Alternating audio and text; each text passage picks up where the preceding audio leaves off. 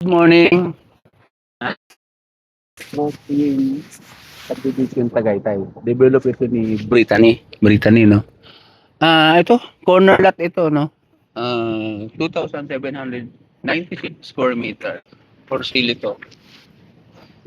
Downhill siya, no? Downhill. Pero merong road lot. Meron din road lot sa baba, pero undeveloped yung road lot sa baba. Ulitin ko, for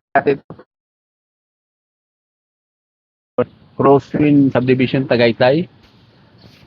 Developed by Brittany ito.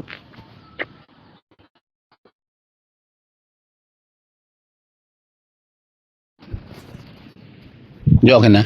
Dinig ba mo, Jo?